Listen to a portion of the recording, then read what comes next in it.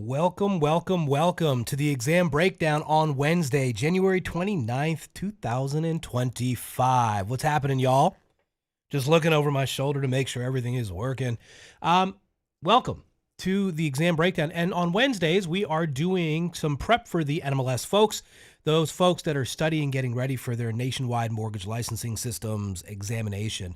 And this exam is going to be done for those looking at their loan originator's license. So typically what this channel hosts currently are, sort of two forks in the road, are exam prep for two disciplines: real estate professionals, brokers, and salespersons all over the United States, and then all over the United States as well for the nationwide mortgage licensing folks, the loan originators as well.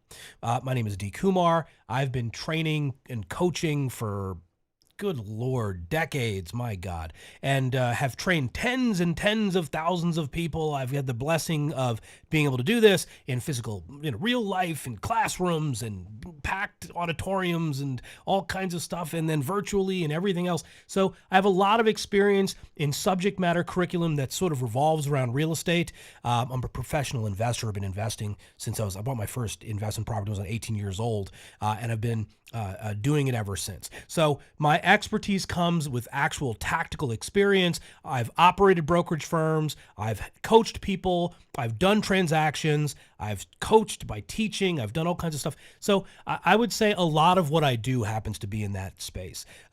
Currently working on some development deals, and that's what I do. I write books. I kind of talk about real estate. I teach people about real estate. It is my absolute joy to help folks, introduce them to the business, and then get them through something challenging like an exam, and so they can move on. What I've found over the years of coaching folks is that this exam is doable, but something gets you stuck.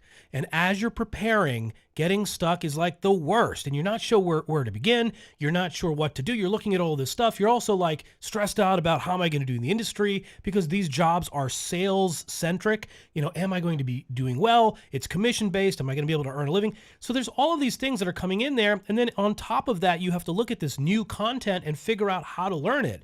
And in my, sort of view, it's also figuring out what not to learn, what you can ignore for exam purposes, and then ultimately, once you're a professional, you can get into the industry. Now, a little secret truth about the industry: most of the professionals that are practicing transactional stuff, may not have the awareness that you might perceive them to have when it comes down to the business. You have this like peak where you learn all this stuff and you regurgitate it on an examination. And just like most things in life, your scope now sort of narrows and it focuses specifically on doing certain tasks of repetition. And you're not doing any of this functional stuff. And like the concepts in a deed, for example, now are just concepts in a deed, and that's for the title company to deal with. That has nothing to do with you. So, there's this thing. But if you're a life learner like I am, I consider myself that. I love learning. I'm learning something every day and I'm focused on it. I have a high need for growth. That's one of my psychological makeups. And if you're one of those, then learn as much as you can about this business after the fact. Learn a lot about real estate after the fact and get through the exam now.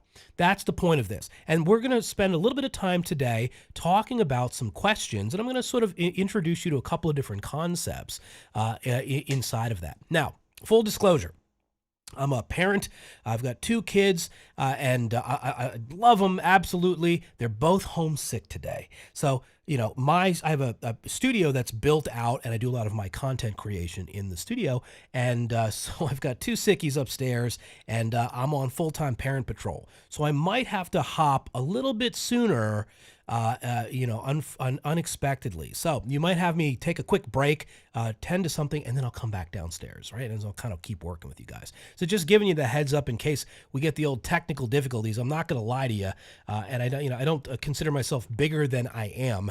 So I'm just going to be in full disclosure, tell you the truth, because I bet you there's some of y'all out there right now that are going through what I'm going through, and it's absolutely fine. That's what part of the benefit of being able to do job functions like this is is awesome, especially like, loan origination and, even brokerage work, as you have the flexibility in schedule. Okay. So I'm just giving you that so you know, and also just so you understand that it happens to the best of us, and it happens. So, we can actively engage with folks. And if we have to do something in the professional capacity, then we can just put it down, and we'll learn.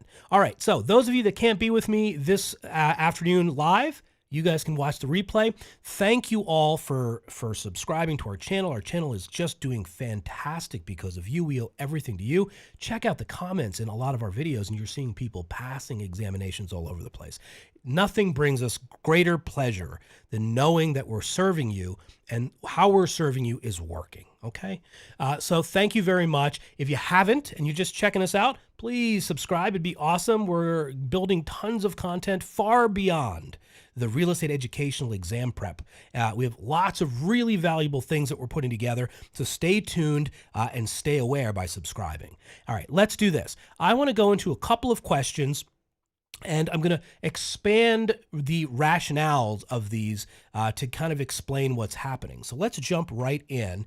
And what I want to do here is let's take a look at this first question. And I'm going to give you some more expansion on these once we kind of go through them. So in states where the statutory right of redemption applies, when can a borrower exercise this right? Letter A, before the foreclosure sale to stop the process and reclaim their property. Letter B, after the foreclosure sale, if they are able to repay the full debt plus additional costs. Letter C, during the foreclosure process, but before the property is sold. Letter D, when they are in default, but before the foreclosure process has begun. We're talking about the statutory right of redemption. Now, it's okay if you don't know this. Let's just start with the question, and then I'll explain what it is if you don't know. All right, and the answer is letter B, after the foreclosure sale, if they are able to repay the full debt plus additional costs. So the statutory right of redemption, I'm just going to get something to draw on here. Say like that and like this. The statutory right of redemption. So what this is sort of, let me go over here. Let me get a piece of paper. Hang on, let me just get something to write on.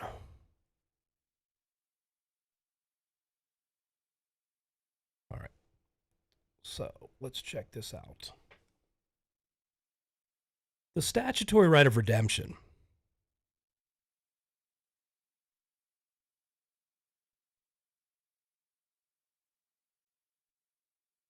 deals with foreclosures. And the way this works is the word statutory means written law. We pass a law and that becomes a statute. It's another fancy word for law is statute.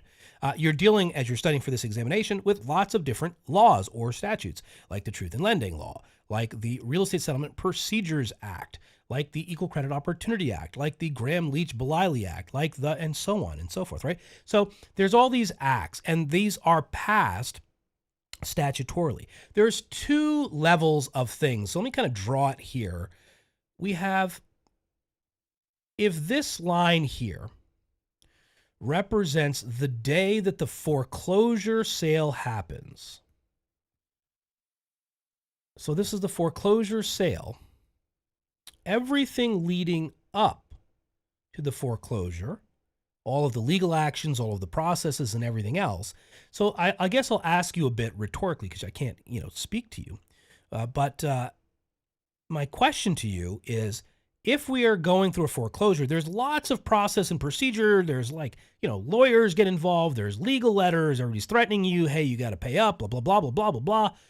And then there's the day of the foreclosure auction. Now, up until the day of the auction, we all, if we can pay what we owe and get current, right? If we can settle all of that, well, the lender's got to call off the foreclosure. That is what's fair. I'm asking you rhetorically, is that most fair? The answer is yes. If you can square it up and pay them back and do whatever you have to do, then they'll have to stop the foreclosure. They can't get all their money and then still foreclose on you. That's not how this works. So it's most fair to society if this is the remediation. If we can pay before the day of the sale, we call that, when it's fairness, a word called equitable. And so there's something called the equitable right of redemption. The equitable right of redemption, pardon my penmanship, it's awful, but the equitable right of redemption is before the foreclosure sale. Now, after the sale takes place, we write laws that allow for a consumer, even after the sale, a period of time after, for them to, if they can pay all the money back with fees and penalties or whatever else, then they can still keep their property. They call that anything after the foreclosure sale, the statutory right of redemption. Now, we have to write a law that allows citizens to do this.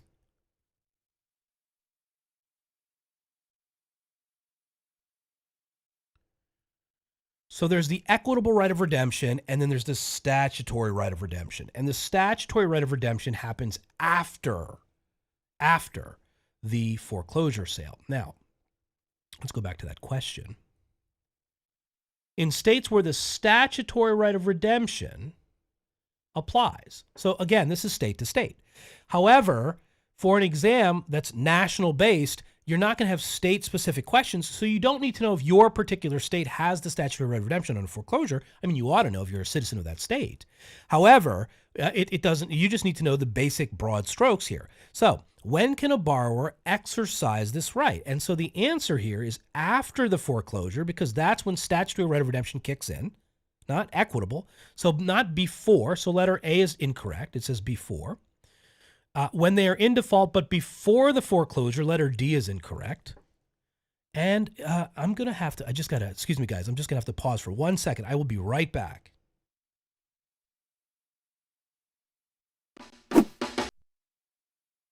Sorry, guys, about that. Okay, so the right of redemption, statutory right of redemption, happens after. Now, during the letter C here says during the foreclosure process, but before, again, the property is sold. So letters A, C, and D are out because this is all before, and that would be the equitable right of redemption, not the statutory. And letter B, therefore, is the only one. So even if you just knew that the statutory right of redemption happens after, you can literally scrub through these answers, go, oh, wow, B is the only one that says after the foreclosure. That's the answer, and then there you go. All right, great. The next one.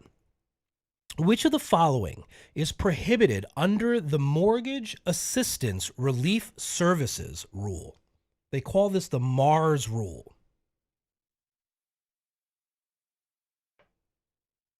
Letter A, charging a fee after a loan modification agreement is finalized. Letter B, publicly advertising mortgage relief services.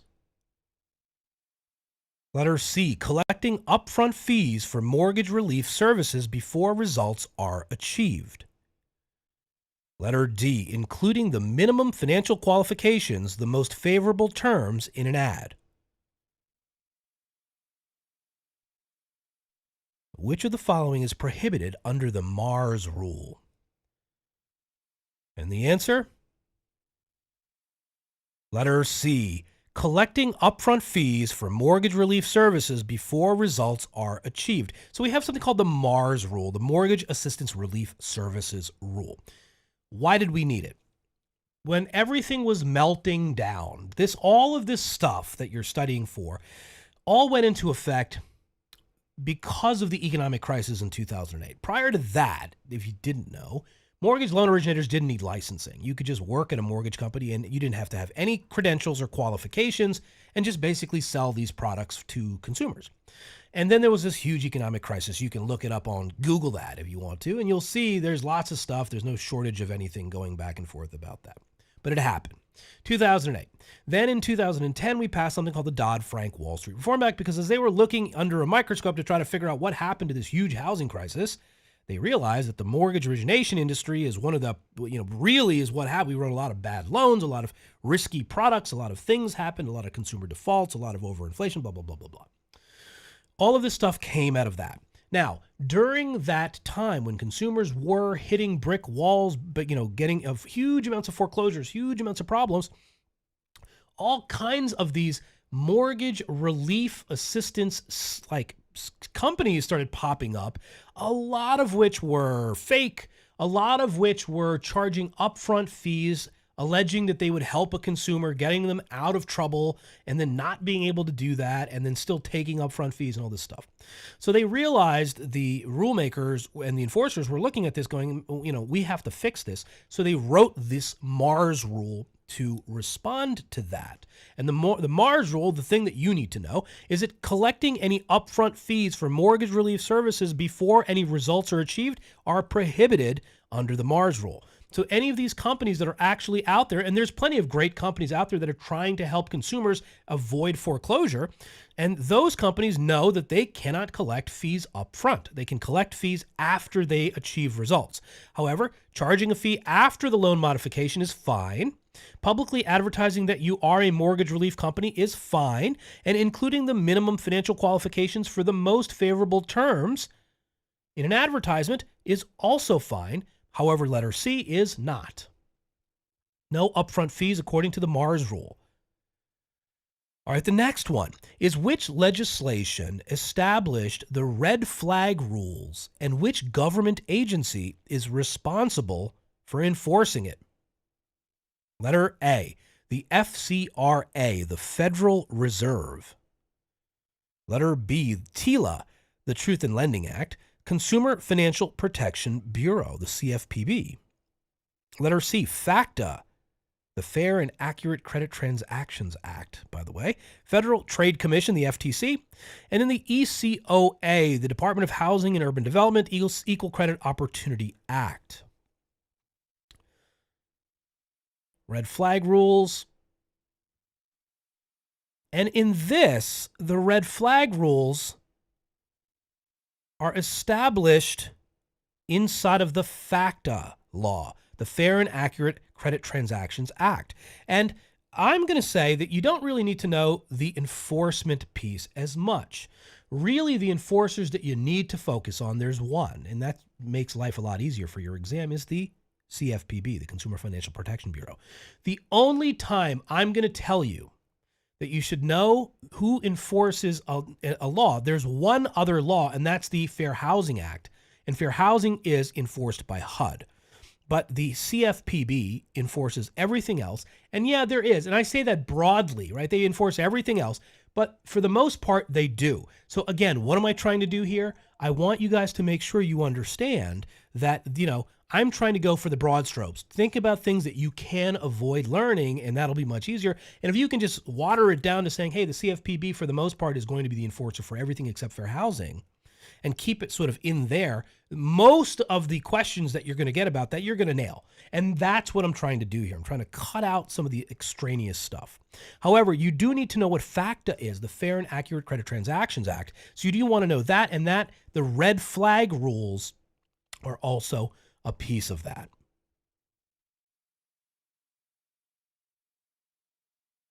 The next question. Emma is purchasing her first home and is finalizing her mortgage loan. In her state, part of the process involves signing a mortgage deed, which secures the property as collateral for the loan. Who is required to sign the mortgage deed? Letter A, only the lender. Letter B, Emma and the lender. Letter C, only Emma. Letter D, both Emma and the lender.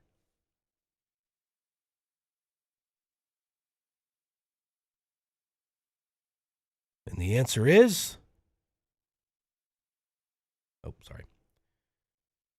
letter C, only Emma. So let me give you a little explanation here about this. And what is a mortgage deed, right? So there's something here that sometimes, depending on how it's framed, they might call it a mortgage deed, or it's called a deed of trust. So let's go to a sheet, and let me open this up for you. And basically, there's two ways that we can write a loan. Way number one, and this is lien theory versus title theory. In the lien theory, we have a lender. A lender makes the loan,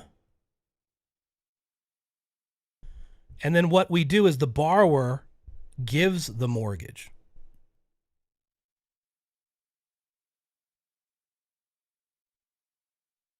So the mortgage E is the receiver of the mortgage. The mortgage E is the lender. The mortgagor is the borrower. And in lien theory states, what we do is the lender is pledged the property in the future. That's called hypothecation. They're pledged the property in the future. And all that's kind of keeping this, the borrower keeps the deed. So the deed is in the consumer's name. And the lender has a lien in their name called a mortgage. And that's all a mortgage is. It's a lien, right? So that's all it is. And who receives the lien? The lender. The lender is the mortgage E. This is on your exam. I don't have a copy of your exam, but I'm willing to put money on the fact if you're taking a mortgage exam, you need to know who the mortgagor and the mortgagee is. So I'm going to be so bold as to saying that's on your exam. And it's one of those questions where a lot of people get that wrong. They assume that the borrower is the mortgagee and the lender is the mortgagor. Not correct. It's the opposite. Lender is mortgagee. Why? Because they are receiving the mortgage. Their right is the mortgage. They're lending money. The borrower has the deed in their name. If they default, then they're telling the lender, if I default, you can take the property if you need to through foreclosure and get your money back, right? That's what's happening in the lien theory state. In a title theory state, we have something a little different going on. We have a trust. And for those of y'all that, understand what a trust is, trust. See, I wish I can spell. All right, so trust. We have three parties. We have a trustor, trustee, and beneficiary. And what we do in a title theory state is we create something called a deed of trust. And on this test question, in some jurisdictions, they'll call it a mortgage deed. Right. We don't use that phrase out here, but sometimes they'll call it a mortgage deed. Now, a deed of trust or a mortgage deed is a scenario where basically the beneficiary is the borrower. Because why? The borrower is benefiting from this. I'm just going to get out of your way.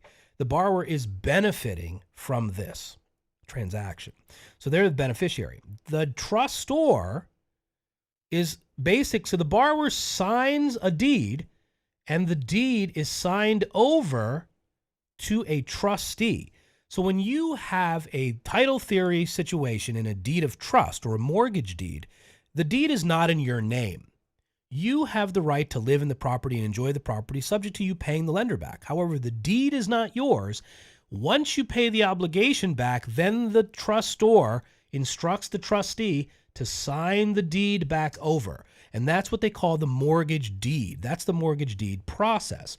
So just so you understand, that's what they're talking about in these kinds of scenarios. It's a deed of trust, and that's how they're referencing this question. Now, again, the question was, Emma is purchasing her first home and is finalizing her mortgage loan. In her state, which means it's a deed of trust state, the part of the process involves signing a mortgage deed. They're calling it a mortgage deed to confuse you. It's really a deed of trust, which secures the property as collateral for the loan. Who is required to sign the mortgage deed? So the answer to this question is only Emma. Why? Because Emma is signing the deed as grantor to the trustee, and the trustee is holding on to that deed in good faith until Emma pays the loan back. Emma is a beneficiary, has equitable rights of ownership, not legal rights until she pays off the loan. If any of y'all have a car with financing on it, if you look in your glove box, there's the title to the vehicle is not yours. It's not in your, there's no title to the vehicle. It's being held by the bank. And what happens is you're financing it. It's registered to you. However, the title itself, you cannot sell that vehicle because the bank's like, look, if you want to sell it, fine, pay me back my loan. So they will pay you, give you the deed. They'll give you the title to the vehicle once you pay off the car loan, right? So like that's how this works, but it just works for a mortgage. Okay, which law or rule requires lenders to retain the loan estimate for at least 3 years after the closing? Letter A, TRID. Letter B, MARS. Letter C, ECOA. Letter D, RESPA. By the way, you should know what all of these things stand for, right?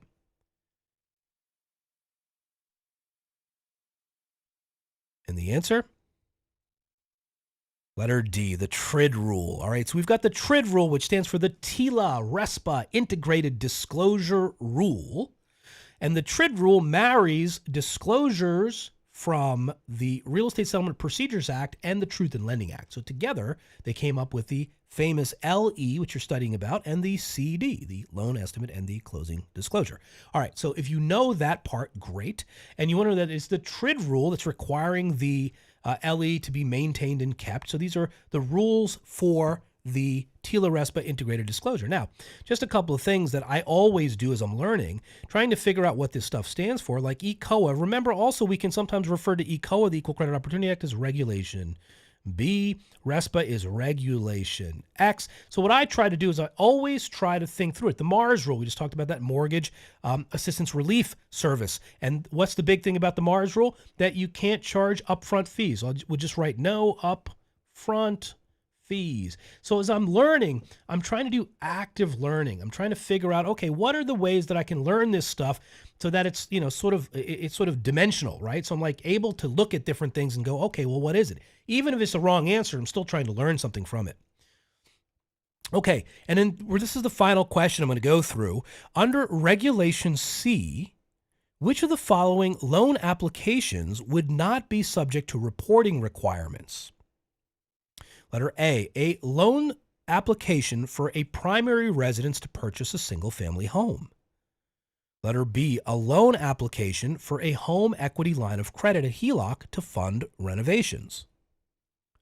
Letter C, a loan application for refinancing an existing loan secured by a multifamily dwelling. Letter D, a loan application for a commercial property not intended for commercial or residential use. Under Reg C, which of the following loan applications would not be subject to reporting requirements?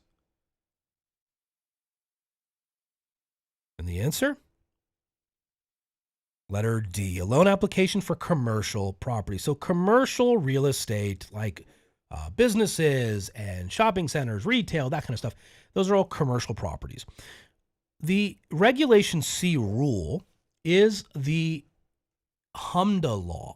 So Reg C is HMDA, the Home Mortgage Disclosure Act. Home mortgage, not commercial mortgage, right? So it's in the name. So the Home Mortgage Disclosure Act, also referred to as Regulation C, is an reporting law, and that's on a mortgage application, sections of the application that ask information about the consumer, ask information about the transaction. And so residential transactions are subject to all of these here: a single family home, a multifamily home for residential purposes, and the HELOC for renovations on the home. A, B, and C are all residential in nature and therefore all subject to HMDA. Even though, note that a multifamily dwelling and they're refinancing it, it's still for residential purposes. All right, so commercial loans are not subject to the reporting rule, and that's HMDA. You want to also remember HMDA is on the loan application. So it's the questions like, they're asking you your race, ethnicity. They're asking you, the information about, they're asking gender. They're asking, do you want to furnish this information? And so what they do is they gather this information. So a completely normal question would be, well, why do they gather this information? And so HMDA is in play because the regulators want to gather data on where lending institutions are loaning their dollars. And they're looking for patterns of discrimination. And the discrimination that they will see, and where this goes hand in hand, is something called redlining. And so they want to make sure that lenders are serving their communities. If you have a state license, that all members of that state that are financially qualified, I'll say that again, if they're qualified, then the lender should be, if they're marketing in areas and they're not marketing in other areas, well, that's going to show on us like a scatter plot. Hey, why aren't you servicing this zip code versus this zip code? What's going on?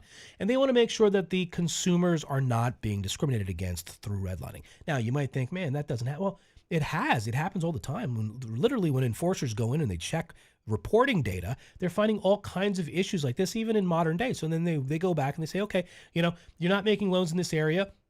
And again, it could be redlining for economic purposes. It might not even be protected class status. It could be like, these are all like, lower income homes, like cheaper homes compared to these other affluent areas. And the bank only wants to service the affluent areas because the loan amounts are bigger and the profits are bigger, right? So there's all kinds of things that can happen that create these disparate impacts. And that's what Regulation C is for. Just so you understand why and what it is, you need to know Reg C, you need to know HMDA. Again, you need to know Reg B, Reg C, Reg P, Reg N, Reg V, Reg X, Reg Z. There's all kinds of letters that implement these laws, and you do need to know them for this particular examination, so you do want to study these.